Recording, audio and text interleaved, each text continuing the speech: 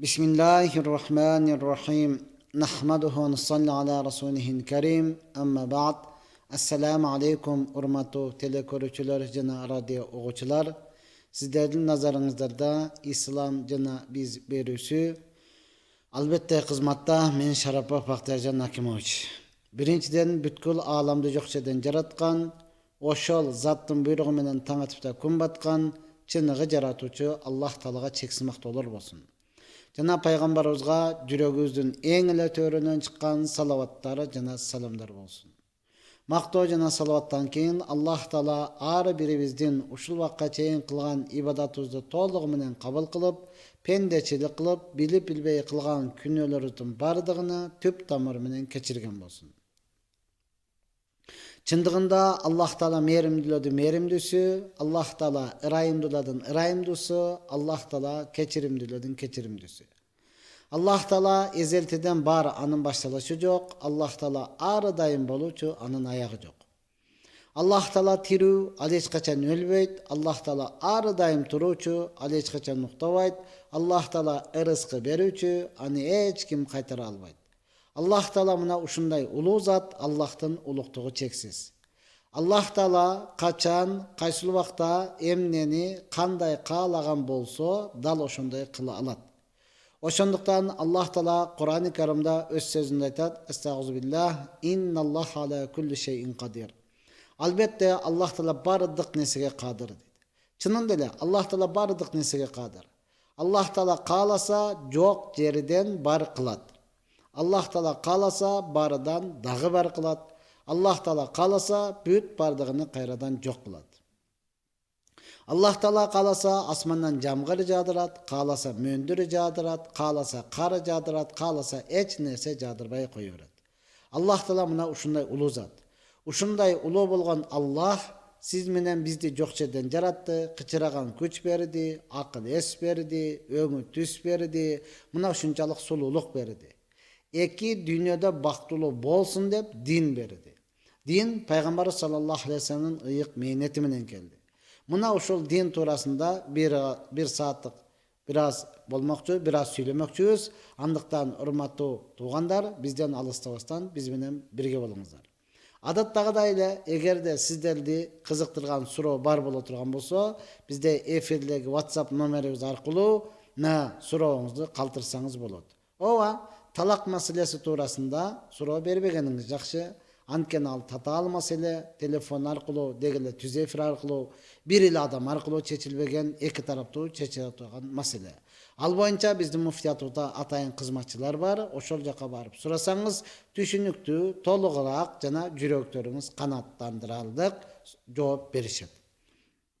Oşolle uçurda töşök meselesi turasında suro berбегениңиz жақшы. Antkeni al urmatoğan ova orçundu şariatta barı nerse suraş gerek, biroq жалпы elden aldığında emes. Antkeni bugün günü bizde kançalagan bir tuğandarımız üy bilösü menen, jakın tuğandары menen, kelinderi menen degele uyatты adamlar menen çoğulu oturup ukmakçı, alardı ыңгайсыз avalda kaltırgız kelbedi, tuğra düşünöstörüm tuğan. Ova elibizde atababızda ezeten kele jetkan söz var. Jaz keldi dep jamınçыңды taştaba dep. Ova urmatı tuğan jaz keldi dep жылаң ayağıyla ketip kalba, degele jaz keldi dep bardın kiyimingdi çeçip salba, jaz keldi dep jugungdu taştap ketpe. Bir kança manileri, tereң manileri var urmatı tuğan. Bugünkü günü biz ayta turgan nersebиz, Peygamber sallallahu aleyhi ve sellem albatta adam balasının uyattığı yerlerini özgöçülep aytıp bergen. Ova Allah Taala siz bilen bizdi erkek ayal kılıp jarattı urmatı tuğan, erkek jinsi ayal jinsi degende ya. Oşondan ayallardan uyattığı jeri kaysıl jer, erkeklerden uyattığı jeri kaysıl jer bardığını belgilep aytıp ketken urmatı tuğan. Ova bizdin sözlerimiz bul musulmandarga gana özgöçö, anan eskertүү, başkaru, tarbiya kılуу, sabak berүү, üyrötүү emес, eskertүү gana. Anken elhamdülillah buğa çeyin kançalagan ustazlarımız, alımlarımız ar bir jada sabak berip, ar bir öz tüzefilden degele urmatı tuğan televizordan, oşonla YouTube kanallardan угуп бардыгыбыз билип жүрөбүз урматтаган, канча дагы инсан унутчак экен. Ошондуктан Аллах Таала Кур'ан-ы Каримде не деди? Вазаккир фа инна зикра танфаул муъминин. Эскерткин, албетте эскертүү момундарга пайда берет деди. Демек биздин сөздөрүбүз бул муъмин мусулмандарга гана. Ошондуктан урматтаган, албетте ким мен муъмин мусулманмын деп, эркектерден мусулманмын деген болсо, балагатка жеткен болсо, демек пайгамбар саллаллаху алейхи вассалам айтты, эркек адамдын уяттуу жери киндигинин астыдан тизенин астына чейин. Киндигинин астынан тизенин астыга чейин. Кудайга шүгүр, бүгүн өтө сонун заманда жашап атабыз, урматтуу тууган. Кененчилик, кедей аштык тапса баштык таппайт деген сөздөр болчу эле, урматтаган. Бүгүн күнү Кудайга шүгүр, Кыргызда кедейди көчкөндө көрө дейт. Кедей болсо дагы катар кийими бар, жей турган тамак ашы. Кудайга шүгүр. Жамаатчы эч ким кийбей калды, урматтуу тууган. Кала берсе, мурда биз өзүдөн чоңдордун кийимини кийип эле чоңойдук эле, өзүдөн 2 размер чоң деле кийип чоңойдук эле, урматтуу тууган. Бүгүн күнү бардыгы өзүнө чак келип, ар бири өзүн тандап кийип, чоңундукуну кичине кийбей турган учурда жашап атабыз, урматтуу тууган. Демек, ушундай болгондон кийин бул жаз келди деп эле бардык кийимибизди чечип салбастан, урматтуу тууган, өзгөчө муъмин мусулмандар уяттуу жерибизди жаап жүргөнүбүз жакшы. Ооба, шорта жаздын күнү ысык, инсан ысыды, бирок кийеткен десе деле анын деле эмне кылып, тизенин үстүдөн эмес, тизени жаап тура турган кылып кийели, урматтуу тууган. Албетте үстүңүздө болсо дагы өтө жакшы. Жаз келди деп, урматтаган, мына башталып келе жаткан учур, бүгүн эле 1-2 жерде көрүп калдык, уже бул тизенин үстүнө чыгып кеткен. Жок, андай болбош керек, урматтаган. Сиз менен муъмин мусулманбыз, уяттуу жери жаап жүрүш керек. Ооба, урматтаган, өзгөчө аял заты, азат аял заты, алхамдулилла, бүгүн кул ээлөөчүлүк жок, урматтаган, бардыгы азат. Аял затынын бүткүл денеси аврат деген. Пайгамбар саллаллаху алейхи вассалам не деди? Аял затынын хор азат жүргөн аял затынын өзгөчө мусулман бардык денеси уяттуу, аврат. Ооба, намазда гана бети, колу, алаканы, буту кызыл ашыктан, кызыл томуктан ылдыйы ачык боло турган болсо намаз бузулбайт. Демек, мына ушундай болгондон кийин, урматтуу эжелер, урматтуу карындаштар, сиздин тулукку боюңузду билдирбей турган, кененирээк кийип, чыпташпай турган, сиздин фигураңызды дөңүнү дөң, чукуруну чукур кылбай турган, балким кененирээк кылып, ошол эле учурда узунураак кылып кийине турган болсо, урматтуу тууган, бул пайгамбар саллаллаху алейхи вассалам алып келген динге, ошондой эле өзүбүздүн шариятыбызга толук шайкеш келет, урматтуу тууган. Ал эми жаз келди деп, ооба, күн ысык дегениңиз менен дозок мындан дагы ысык, үп болуп кетти, дем болуп кетти дегениңиз менен кабыр мындан дагы дем, мындан дагы үп. Мына ошондуктан күн канча ысыган садагы, урматтуу тууган, ар бир өзүнүн шарият көрсөткөн кийимдерди кийип, уяттуу аврат жерлерибизди жаап жүрүштүк бардыгыбыздын милдетибиз. Анткени пайгамбар саллаллаху алейхи вассалам айтты, силер не кылгыла, бирөөнүн авратын көрүш дагы арам, көргөзүш дагы арам деди. Ооба, өзгөчө Мекке, пайгамбар саллаллаху алейхи вассалам Меккеде төрөлгөн, Мекке Мадина ушунчалык ысык дейсиз, 50ден ашат. 50ден ашат. Ооба, биз көрбөдүк, бирок баргандар 60ка чейин чыгат деп калат, урматтуу тууган, 50ден ашат. Ушунчалык чөл, урматтуу тууган. Ооба, пайгамбар саллаллаху алейхи вассалам өзүнүн орунда бараса, бирөө сыртта эле жуунуп атыптыр. Сыртта эле жуунуп атыптыр, урматтуу тууган, эч кандай авратыны жаппастан, эч кандай бир азыр тил менен айтканда баняга же болбосо бир душка кирбестен сыртта эле жуунуп аткан экен. Пайгамбар саллаллаху алейхи вассалам мына ошол нерсени жалпы адамдарга сабак берип айтты. Силер адамдардан өзүңөргө парда туткула. Эч ким жок деп эле дыр жалаңач болуп эле ар жерде көрсө эмне болуптур, бардыгыбыз эркекпиз го деп эле жок, урматтуу тууган. Бизге үлгү пайгамбардын достору, сахабалар. Пайгамбар саллаллаху алейхи вассалам ооба Мекке Мадинада бания азыркыдай пары менен ал кезде жок эле, урматтуу тууган. Пайгамбардын доруда, сахабалардын дорунда Мекке Мадинада жок эле, бирок Шам мамлекетинде бар эле, өнүккөн болчу, урматтуу тууган. Ошондо пайгамбардын достору, сахабалар баняга кирди. Эми карасаңыз, урматтуу тууган, бүгүн күн ысык, деги эле күн суук учурунда дагы баняга чөз, баняга түшкөн учурда дагы эркектин деги эле сууга түшкөн учурда каналдардан көлдөргө түшүп атабыз, бассейнге түшүп атабыз, урматтуу тууган. Ошондо дагы уяттуу жерлер жабык болуш керек. айтып кете турган нерсе меники жабык болсо болду, калганыкы эмне болсо ошол болду. Жок, Алланын арасында сен аны кантип карап жүрөсүң, урматтуу тууган. Пайгамбар саллаллаху алейхи вассалам хадисте айтты: "Ал хаяу ла яти илля би хайрин." Уяттуулук бул адам баласына жакшылыкты гана алып келет деди да. Уяттуулук адам баласына жакшылыкты гана алып келет деди, урматтуу тууган. Ошондон ал хаяу минал иман хадисте дагы келген, уялуу бул имандан. Ошондон бардыгыңызда да иманыңыз бар. Ооба, имандын да урматтууган, иманы алсыз экен, иманы күчтүү экен деп коебуз го. Ооба, алсыз болгондуктан урматтууган көп нерседен уялбай калган учурлар болот. Ошондон бардыгыбыз эмне кылалы? Иманыбызды бекемдеп, уяттуулук, урматтуу тууган.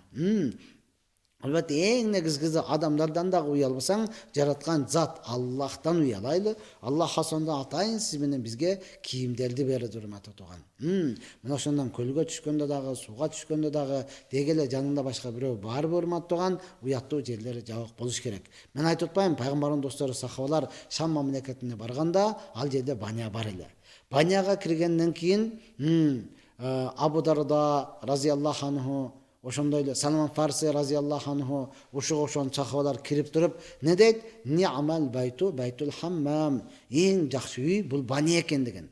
Караңчы, алар баняга киргенде дагы бизге окшоп суунун жууну алдык, жакшы эс алдык, мага жакты, жакпады деген эмес. Ошол жерге кирип дагы не кылып атышат? Үйлүгү алып чыгып атышат. Не дейт? Эң жакшы үй баня экен дейт. Неге десе, биринчиден пар, дозокту эске салат экен. Адам баласы даярдаган пар ушунчалык ысык болсо, карасаң меш ушунчалык кызарып турган болсо, анда Аллахтын жараткан дозогу канчалык деңгээлдеги ысык. Я Алла, мен тооба кылдым, мага үлгү болду дейт эле. Биринчиден. Экинчиден, денеңдеги бардык кирди кетирип эткен, таптаза кылып коет экен, бул жакшы нерсе экен дейт. Ошол эле учурда башка сахабалар кирип туруп не дейт? Биисал байту байтул хаммам. Балким башкалар табииндер же андан кийинкилер аралашкан болуш керек, урматтууган. Ошолор киргенден кийин алар не дейт? Эң жаман үй бул баня экен дейт.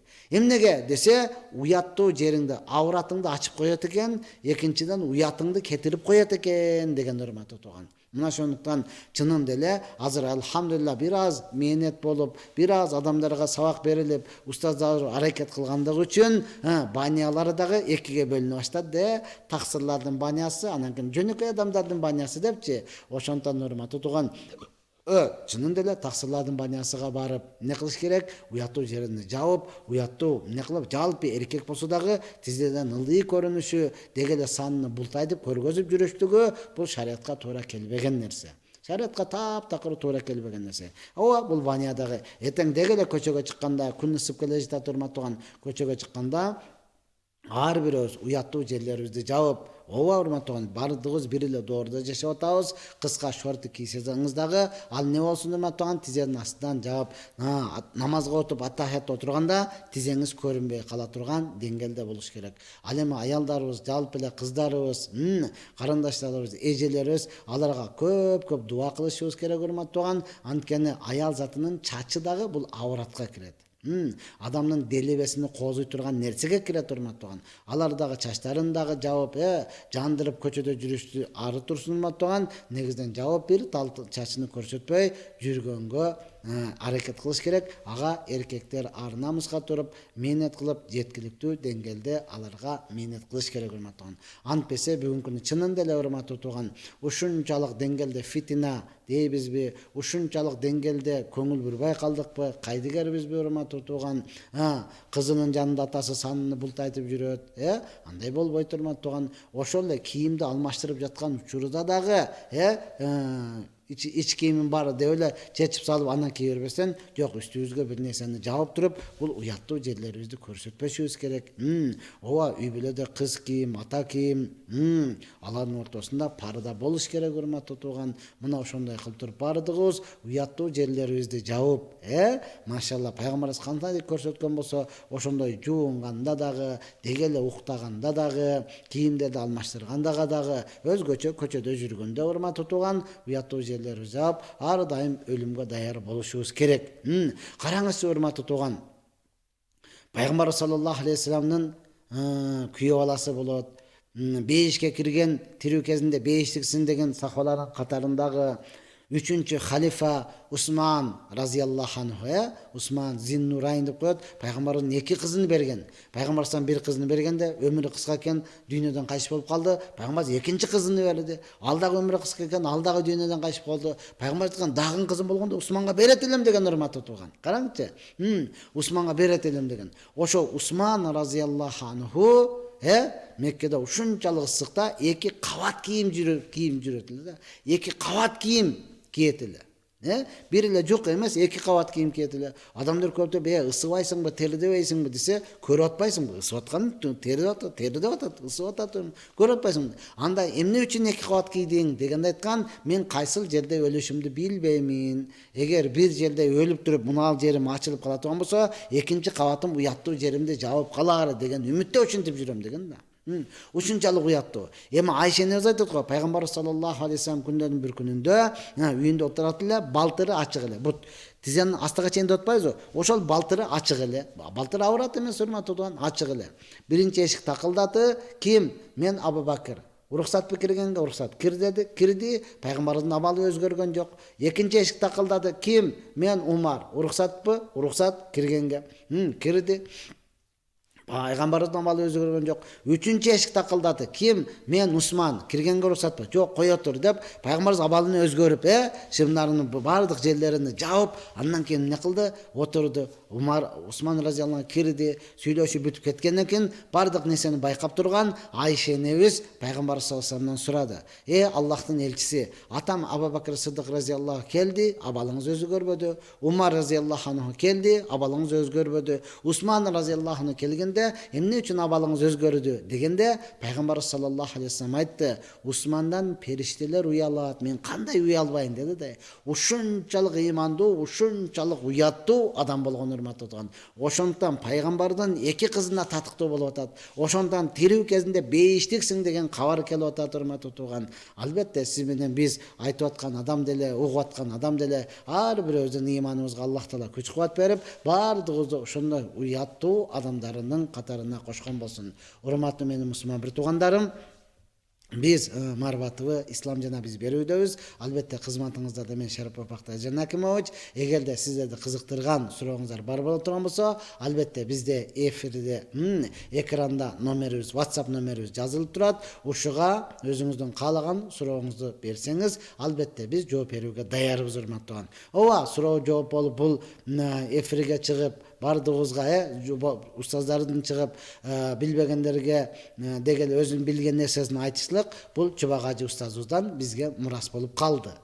Албетте урматтуу, биз канча суроо жооп кыла турган болсок, андан канча сооп бар боло турган болсо, пайда боло турган болсо, бир дагы кеместен Чубак ажы устазыбыздын рухуна жете берет урматтуу тууган. Ооба, пайгамбар саллаллаху алейхи вассалам айтты, кимде ким бир жакшы ишти баштаган болсо, кийин канча адамдар, ким башка бирөөдө жакшы ишке баштап койду урматтуу тууган, демек ошол кылып аткан адам канча сооп кылса, баштоочуга бир дагы кемибестен ошол сооп жетип тура берет деди.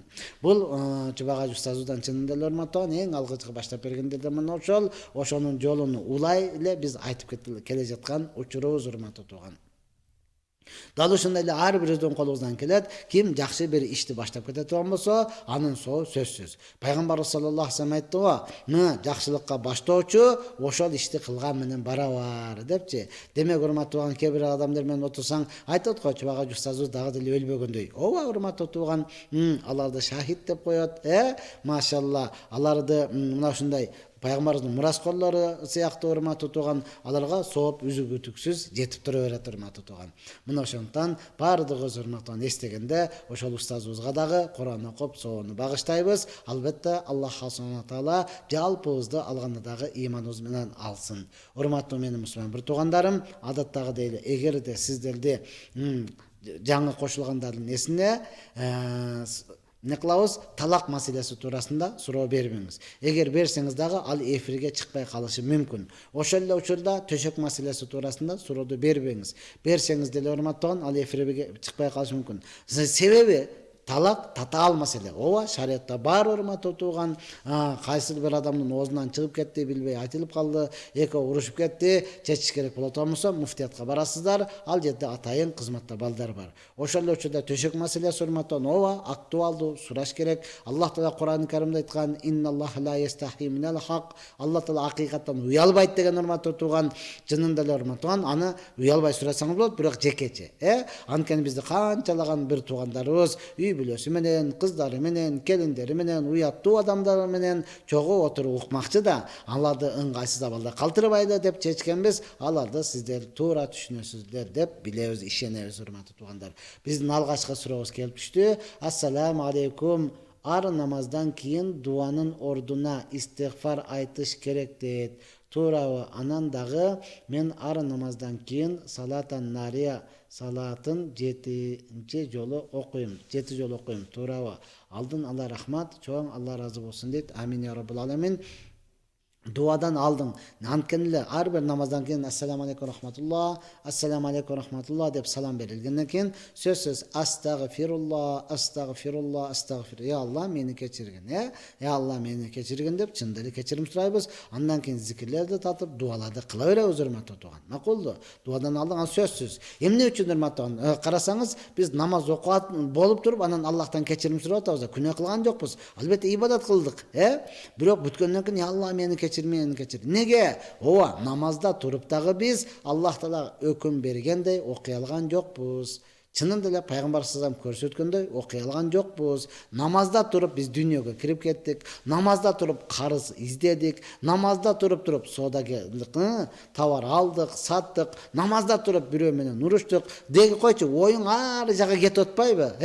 Мына ошондуктан урматтуу намазда болсок дагы эки жака салам берип туруп истигфар айтабыз. Андан кийин урматтуу ар бир намаздан кийин салаттан нарияны 7 жолу окуйм депсиз. Бул өтө эч кандай ашыкчалыгы жок. Урматтуу салам бергенден кийин салаттан нарияны окуйсузбу? Дегеле пайгамбарга салам айтып атасызбы? Кур'ан окуп канча зикир тарта турган болсоңуз, албетте соовуну гана аласыз. Соовуну гана аласыз урматтуу тууган. Мына ошондой кылып зикирлерди тартып, дуаны кылып шашпастан сизге не керек бардыгын Аллахтан сурай бериңиз. Албетте Алла Карим, берешен зат урматтуу тууган, бергенди жакшы көрөт.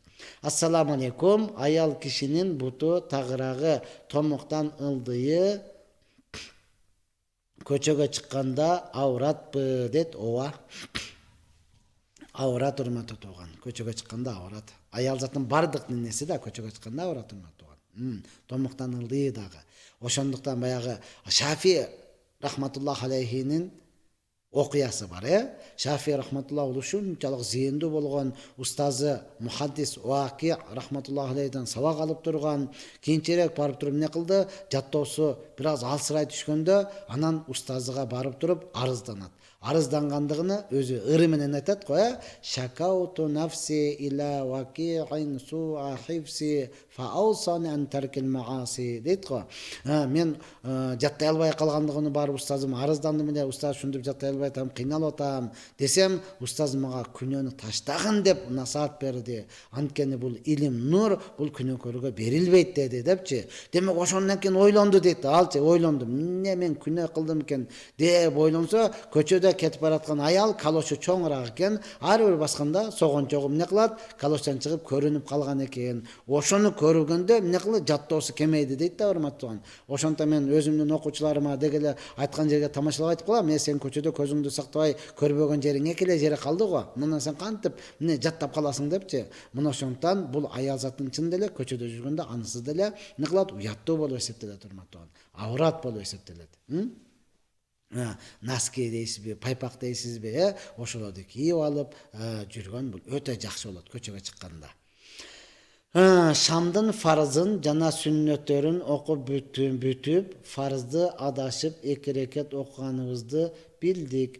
Фарызды башынан окудук. Ошондо 2 рекет сүннөтүн кайрадан дагы окулабы. Ооба, кайрадан окулат. Анткени сүннөт ал фарыздан кийин урматтуу. Эгерде убакыт кененирээк болгон болсо, сөзсүз кайрадан окуйсуз. Фарызды окуп бүткөндөн кийин. Урматтуу туугандар, сиздер кылып жазбастан кылып эле жаза берсеңиз, өнүчү. Анткени сиздин телефонуңузда тамгасы болгону менен бизде жок дагы эфирге чыкканда болбойт. Ö болбойт. Ал суроо белгиси. Үй тамгаларыңызды у кыла берсеңиз бизге окуганга ыңгайлуу болот урматтуу тууган. Аллах кааласа баарын жок кылат деп мактоо айтабыз. Не ошондо Аллахым кааласа кыямат күндө кылбай эле бүт ааламды жок кылат дегендикпи? Аллах кааласа баарын жок кылат деп мактоо айтабыз, Не ошондо Аллахым кааласа кыямат күнүндө кылбай эле бүт ааламды жок кылат дегендикпи? Жок, андай эмес. Кыямат канда анакин. Бул Аллах Тааланын кудуреттүүлүгү урматтуу тууган. Аллах каалаган күнү бардыгын жок кылат, жок кылып коет болсо эч ким неге деп сурай албайт да. Бардыгын жөн коюп койсо неге жөн коюп койдуң деп эч ким сурайт. Бул Аллахтын улуктугу, бул Аллахтын кудуреттүүлүгү, бул Аллах Тааланын ар бир нерсеге кадыры, кудурети жетет дегенди урматтуу тууган. Ошол эле учурда биз каалагандай кыла албайбыз. Биз көз ачып жумган чакчалык Аллах Таалага муктажбыз деп Аллахтын улуктугуну даңазалап, өзүбүздүн алсыз, өзүбүздүн күчсүз, өзүбүздүн ушунчалык деңгээлде муктаж экендигибизди билдирүү. Мына ошондой урматтуу тууган. Алла каалаганса ошо кыямат күнүндө гана болот. Ассаламу алейкум, мурабаха деп инвестицияга канча дейт? 10 000 доллар берсе, айына 300 кайтарып берет экен. Бул адалбы?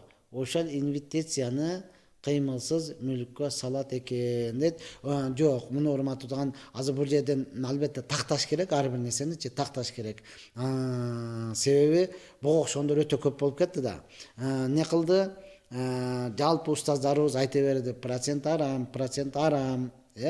дегенден кийин муну не кылды? Эптеп адамдар андан алыстаган сайын адал шашыры кандай жол экен деп туруп музараба деди. Музарабага элибиз түшүнбөйт биринчиден, даяры дагы эмес. Андан көп болбогондон кийин акырына мурабаха деп алып чыгышты да. Мурабаха шариатта бар нерсе урматтуу тууган. Бирок ошонун баягы адал калбаса дегендей эле сөз да. Халал калбаса, халал такси, халал бильярд дегендей элечи. Адамдар халал жеш керек экен, адал жеш керек экен деп эле адалга өтүп кетти да, баардык нерсе халал болуп кетти го. Адал кафе, адал бильярд, адал такси, адал калбаса болуп элечи. Мына ошондой эле болуп калып атат да, урматтуу. Мурабаха шариатта бар нерсе урматтуу. Качан тартибине толугу менен сактаган болсо, эки жак тең даяр болгон болсо. Азыр бул мурабаха дебенен барып карат, натыйжаны карасаң процент эле чыгып калат, балким кеде проценттен дагы көбүрөөк дегендей эле сөз да. Мына ошондой болуп калат. Ошондон тактаңыз. Азыр мен сиздикини сразу эле жок, мындай кылган арам деп айта албайм урматтуу тууган. Ошондон аны тактап, кимге берип атасыз, алар менен барып ким алып атат, ким иштетип атат, толук муфтиятка барып туруп, эки тараптын сөзүн угуп, болот экен ушундай кылса десе, андан кийин кылсаңыз болот, кийин өкүнбөйсүз иншалла.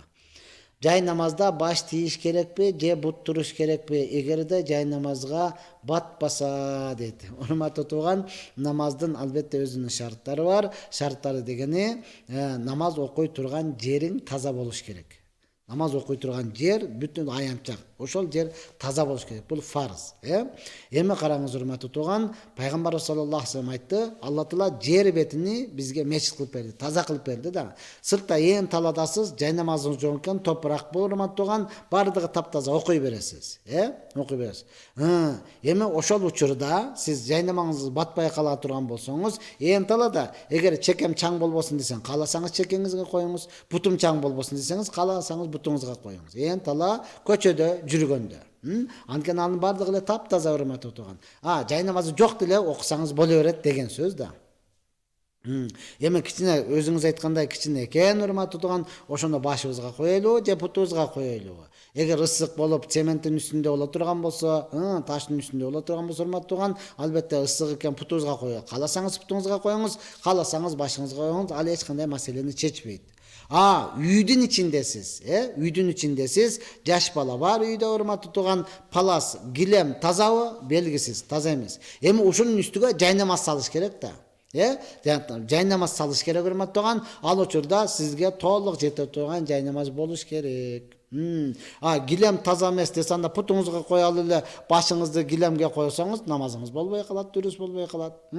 Башыңызга коюп путуңуз таза эмес гилемде турган болсо анда дагы дұрыс болбой калат. Мен сизге түшүндүрө алдымбы? Жалпы, мына ушундай урматтуу тууган. Үйдө боло турган болсо анда сизге толук жете турган жай намазды табышыңыз керек. Ал дагы жок болсо мынаны эле чечесиз дагы урматтуу тууган. Ичимде футболка бар, анда ушуну коюп туруп эле жете турган кылып туруп, узунураак кылып туруп ушуга окуйсуз урматтуу тууган. Мына ошондой.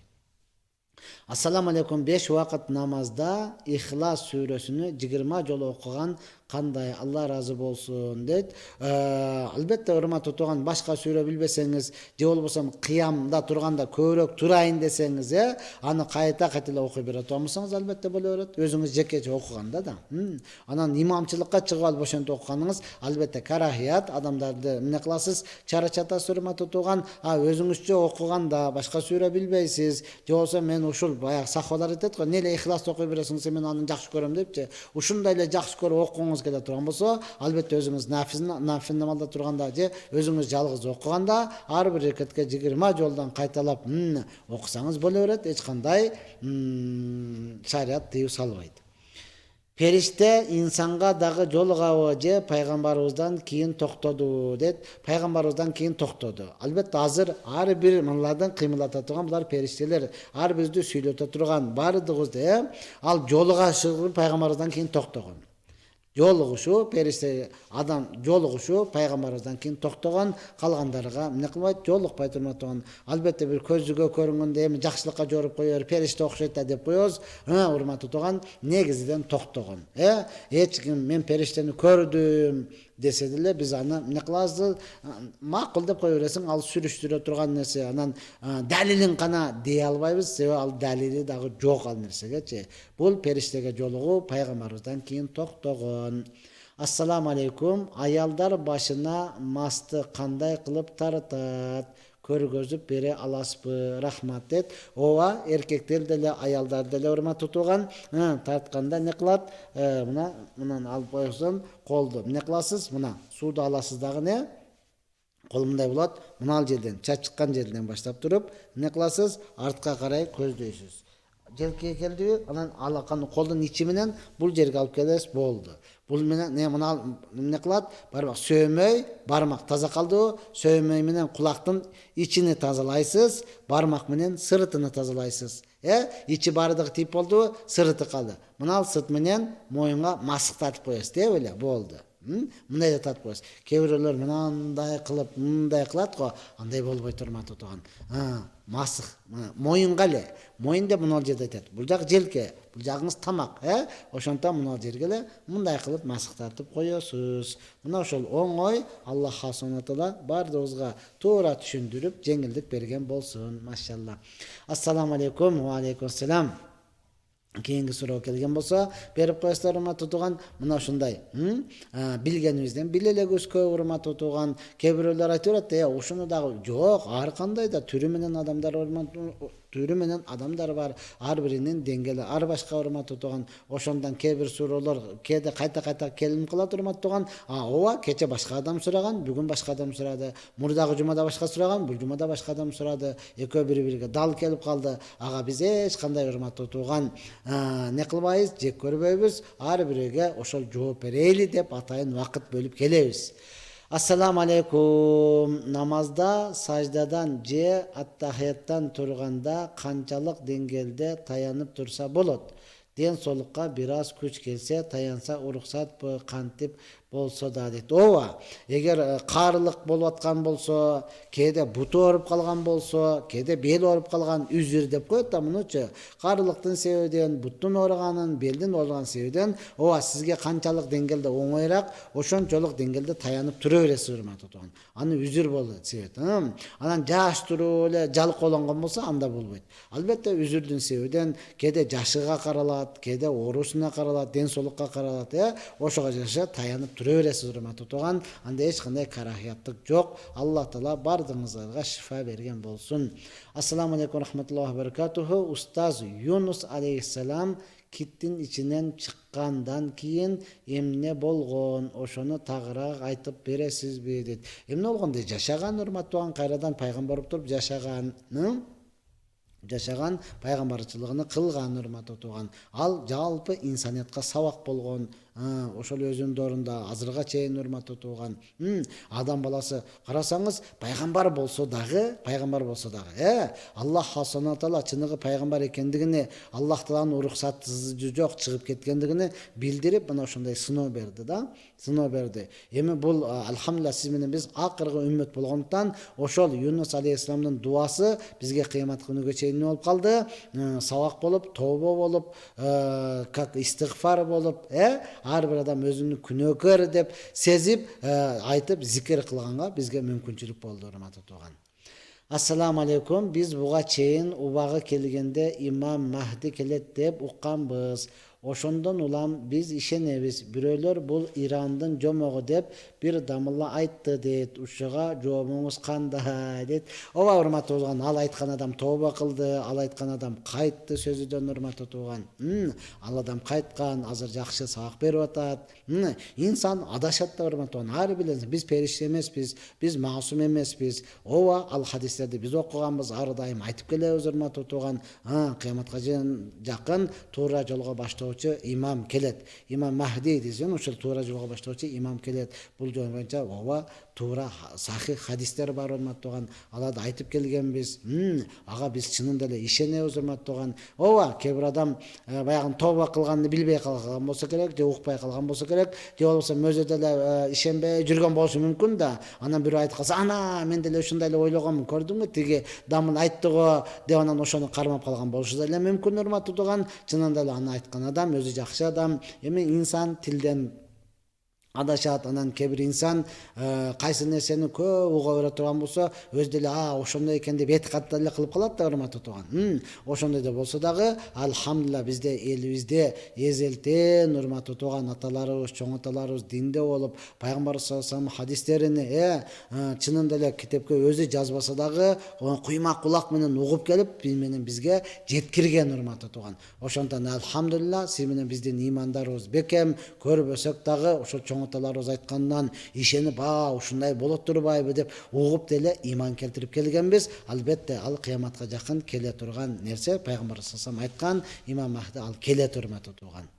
Ассаламу алейкум. Намаз окуганда көздү жумуп алса болобу? Жок, көздү жумуп алса, анан кап-караңгы жерде окуса болбойт. Түнкүдө светти өчүрүп алып кап-караңгы окусаңыз карахият, макруh болот. Көзүңүздү жумуп алып окусаңыз макруh болот. Кээ бирөөлөр ушинтип берет да, мен көзүмдү ачсам адашып кетем депчи. Демек сен толук жаттай элексиң, кайра жаттагын дуаларыңды, кайра баардык эмнелер сүрөлөрүңдү жаттагын, урматтуу туган.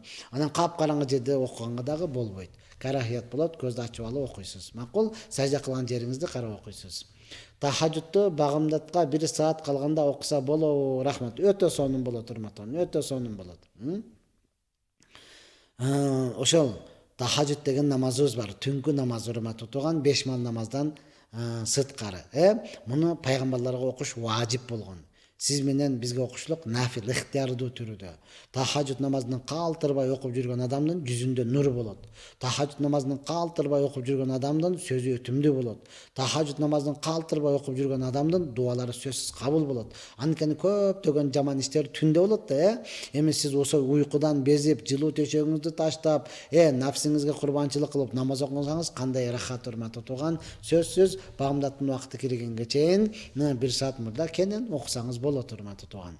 Саламатсызбы? Биздин кайнагабыз тоого чыгат эле, бүгүн рамка көчүргөндө машинадан сарымайы төгүлүп кетиптир. Сарымайдын төгүлгөнүн бардыгы көрдү. Ошону төлөйсүң деди. Биз төлөшүбүз керекпи? Ошондо эмне дейсиз дейт. Сары майыбы? Машинанын сары майы. Так, рамканы көчүргөндө машинадан сары майы төгүлүп кетиптир. Сары майы дегенде биздин сары май эмес, ошол арга тийиштүү нерсе болуш керек, Албетте, урматтуу туган, негизиден атайлабаса, аны өзү төлөбөйт да. Албетте, кокустук болгон болсо, аны эч качан төлөбөйт, урматтуу туган. Анычы Ошондон негизден келишип алган жакшы болот. Кантсе деле урматтаган өтө кымбат нерсе болбосо керек. Бул чектен ашпаса, албетте атайлабаса, ал төлөбөй турган нерсе шарият боюнчачы. Андан калганын дагы өзүңүздөр келишип аласыздар. 4 рекеттүү намазды баштаганда биринчи рекеттин Зам сүрөсүнө Ан-Нас сүрөсүн баштап алса, аягына чейин ошол Зам сүрөнү кошуп окуп бүтүрүш керекпи? Рахмат дейт. Жок, шарт эмес, урматтуу тууган. Албетте бизде ошондой да жокорудон ылдый түшөсүң, жокорудон ылдый түшөсүң. Эми бул ылдыйдан баштап алыптыр да, акыркы сүрө да Ан-Нас сүрөсүчү. Акыркы сүрөсү, урматтуу тууган. Эгер кааласаңыз жокорку сүрөлөрдү окуй бересиз. Карахият деп коет. Албетте макруh болгон абалда кабыл болуп кете берет, урматтуу тууган. Намазыңыз бузулбайт. Албетте ошол мен ушунча такыбамын, эми ошону баштап алдым, эми ошол макрун дагы кылбайын деп туруп 4 рекетти окусаңыз деле боло берет, намазыңыз бузулбайт. Бирок зарыл эмес. Албетте Ан-Настан баштап алган болсоңуз, кийинкилерин дагы бул бир эле өмүрүңүздө бир жолу же эки жолу болушу мүмкүн, урматтуу тууган. Картайгандыктан же болбосо кандайдыр бир оор бир карыздан кутула албай же карызды ала албай жүргөн учурда гана болуп калышы мүмкүн, өмүрүңүздө бир жолу эки жолу. Албетте урматтуу тууган, ал эмне кылат, ошентип окуп койсоңуз эч кандай намазыңыз бузулбайт, шариятка дагы каршы эмес. Ассаламу алейкум дамыла, жолдошумдун кыянатынан кийин кайра мүмкүнчүлүк берейин деп келдим, бирок өзүмдү жаман сезип, жүрөгүм ооруп жатат. Настроена жок, күлгүм келбей, шайыр жүрө албай жатам. Эмне үчүн, урматтуу тууган? Эмне үчүн? Сиз өзүңүздү ошончолук деңгээлде эле жок, урматтуу тууган. Ар бир адам адашат. Ал сиздин өзүңүздүн жашооңуз, урматтуу тууган. Макул кыянатчылык кылган болсо, урматтуу тууган, ал кыямат күнү өзү жооп берет. Сиз эми баягы битине өчөшүп, кийимини өрттөптүр деген сөз бар го. Эми ошого өчөшүп анан өзүңүздүн жашооңузду, өзүңүздүн турмушуңузду бузуп аласызбы? Сиз машалла Аллахтан коркосузбу? Албетте сиз күйөөңүздү башкарганга сиз милдеттүү эмессиз, ал сизди башкарганга милдеттүү, ал сиз үчүн жооп берет, жоопкерчиликтүү, урматтуу тууган. Ошондон ушунчалык эле такыба болуп аткан болсоңуз, күйөөңүзгө айтыңыз, ошончолук эле эмне кылсаң баргың келип аткан болсо, анда никеңе эле алдагын адал жол менен бар. Шарият уруксат берет деп эле айтыңыз. Анан албетте урматтуу тууган, эми сиз баягы өтө иманыңыз күчтүү болуп, ушундай күнөө кылып койду. Эми буга кыямат күнү кантип жооп беребиз? Мен ушундай адам менен жашап аткам десеңиз, анда бир жөн Алла Таала сөзсүз тобуларды кечирүүчү, тобуларды кабыл кылат, урматтуу тууган. Анан жөнөкөй эле өзүңүздүн баягы кызганычыңыздын атынан ошентип аткан болсоңуз, жок, урматтуу тууган, анда туура эмес кылып аткан болосуз. Кантсе дагы, урматтуу тууган, Аллах субхана таала жеңилдик берсин. Бул кийинки эркектерге дагы сабак болсун, урматтуу тууган. Кийинки эркектерге дагы толук сабак болсун. Ушундай экен деп эле бул эркиндикке чыгып кетүү эмес, балким ар бирөөсү тооба кылып кечирим сурап, урматтуу тууган, таза жашоонун аракетин кылсын. Саламатсызбы устаз? Менин кайненем спальниме кирет. Сиз буга эмне дейсиз? Спальнимге кирет. Сиз буга эмне дейсиз? Албетте кайненеңиз болгондо, урматтуу тууган, сиз аял киши болсоңуз, кирсе өзү адепсиздик, урматтуу тууган. Анан эркек киши болсоңуз, анан сиздин кайненеңиз кирип аткан болсо, албетте, урматтуу тууган, бул негизи эмне? Адепсиздик да, адепсиздик. Бирөөнүн бирок эгер сиздер экөөңүздөр жаткан болсо, анда тыкылдатпай эле кирип келген болсо, өтө чоң шермен да, уяттуу болуш керек, урматтуу тууган. Анан өзүнчө жүргөндө эле келип жата турган болсо, ал эч кандай нерсени чечпейт, алчы. Ооба, бул бир гана адепсиздик гана. Ал эми шариятта бирөө жаткан чыгып кеткен болсо, экинчи адам келип жата бере турган болсо, ал эч нерсе болбойт, алчы.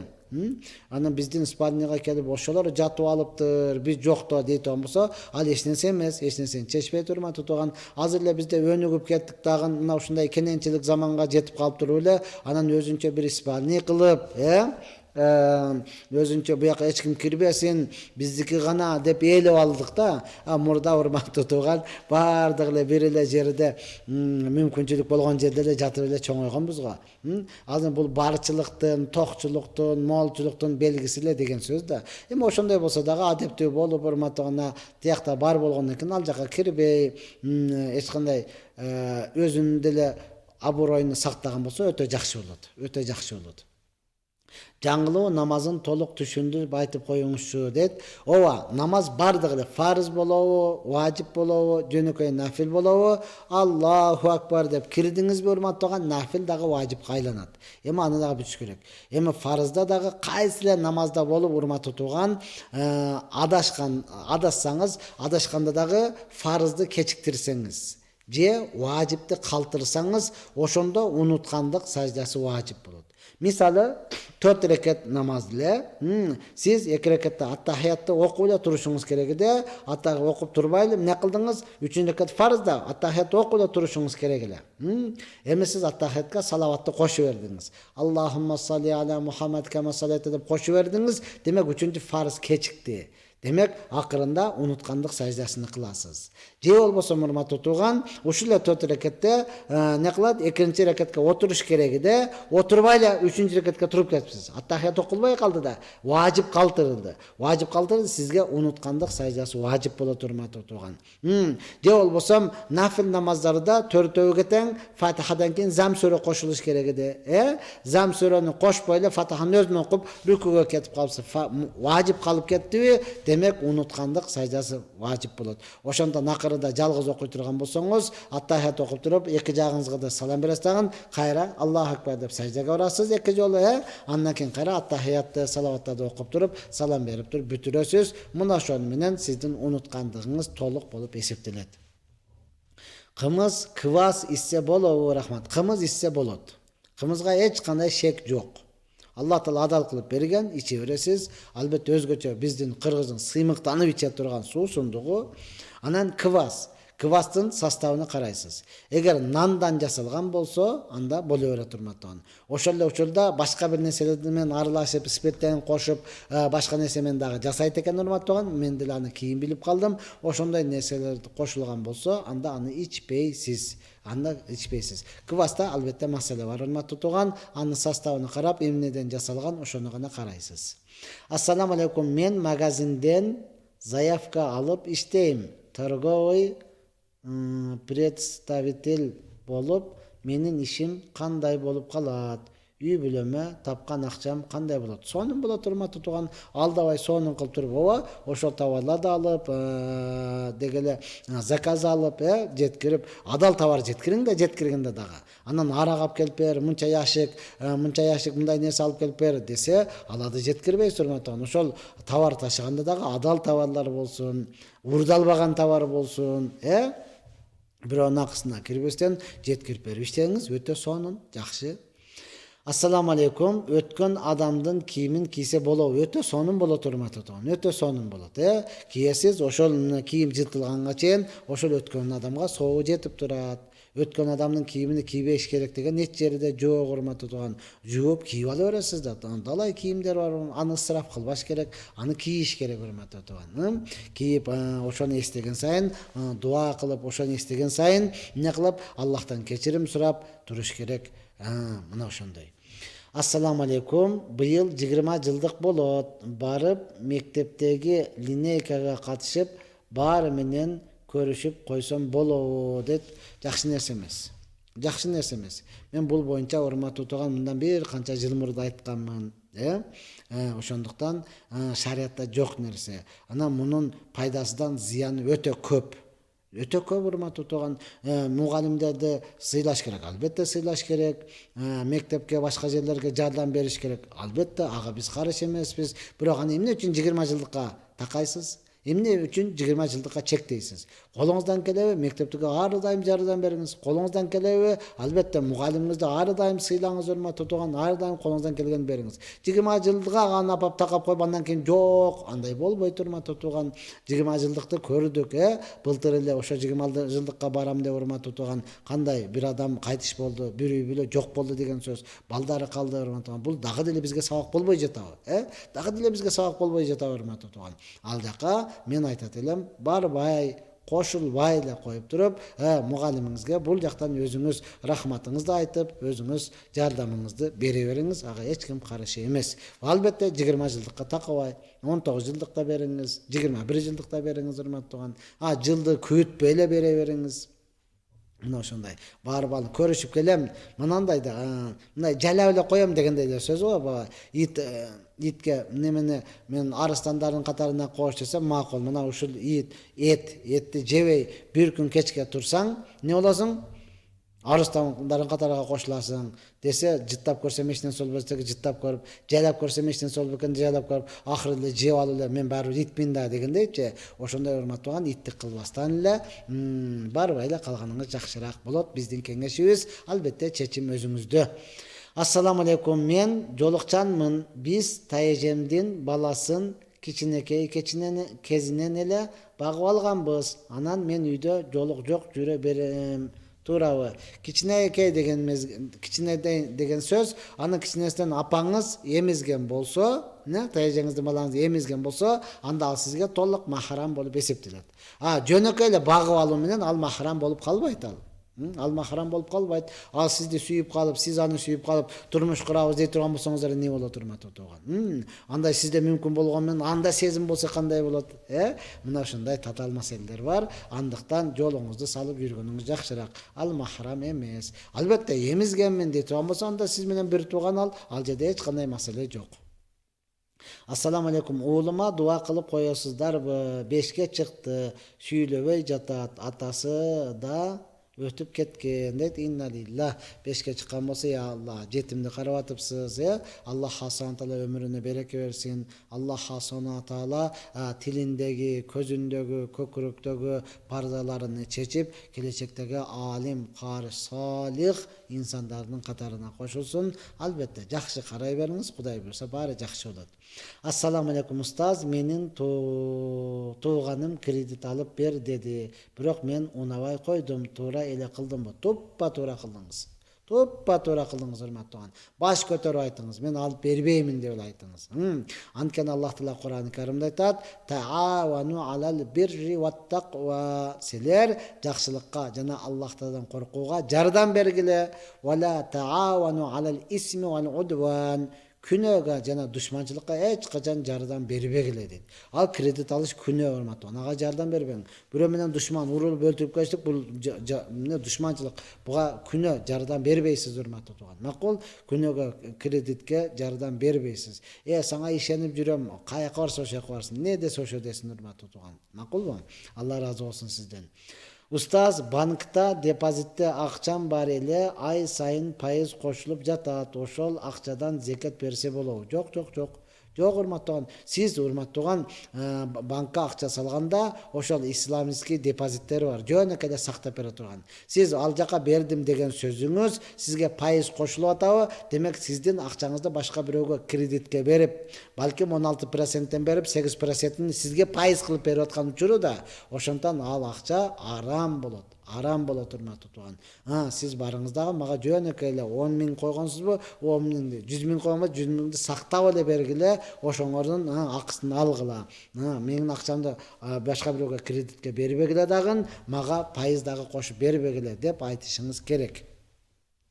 Ассаламу алейкум, Дамыла, Карабалта медресенин филиалы Баткенде ачылдыбы? Рахмат. Билбейм, мен кабарым жок экен. Карабалтаныкы Баткенде ачылды дегенде мен маалыматым жок экен. Сураштырып көрөйлү, урматтуу тууган. Эгер чындап эле ачылып калган болсо өтө сонун. Анткени алар ушунчалык мээнеткеч, ушунчалык ар бир балага көңүл бурган, өтө буга чейин шакирт окуучуларды чыгарып, машалла, Кыргызстанга өтө салымы көп адамдар. Аллах Таала алардын өмүрлөрүнө береке берсин. Эгер сиз айткандай ачылып калса, өтө сонун болот эле.